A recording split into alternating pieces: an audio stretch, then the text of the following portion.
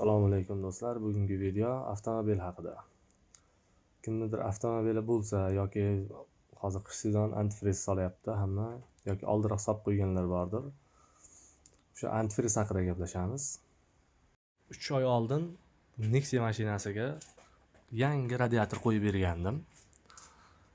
Radiatorda ahvoli mana bunaqa holga kelib qolgan. Bu teshiklarni men o'zim ataylab teshib qo'yganim yo'q. E'tibor bersalaringiz, antifriz oqqan joylari ko'rinib turibdi, oqib tushgan. Prosta men videoga ko'rinarliroq bo'lishi uchun o'zim ochib teshiklarni ko'rsatib qo'ydim. Bunga qanaqa antifriz quyilgan? Doim mana shunaqa 1 litrlik antifrizdan solib, talifga qilib yoki polni shundan solib yuradigan bo'lsalaringiz, radiatorda mana shunaqa ahvolga olib kelib tashlaydi. E'tibor beramiz.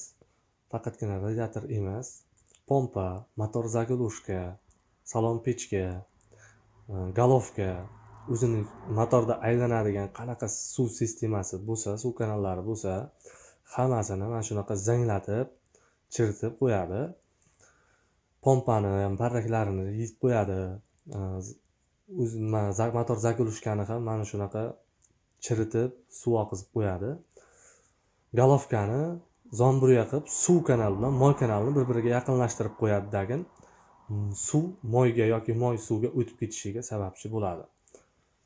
Shunaqa rasxod qilib pechka yoki radiator yoki galovka ko'tarib kimlardir motorga tushishiga sababchi bo'lishi mumkin. Shuni oldini olish uchun shunaqa yomon antifriz solib qo'ygan bo'lsalaringiz, vaqtida almashtirib olishlaringizni maslahat beraman.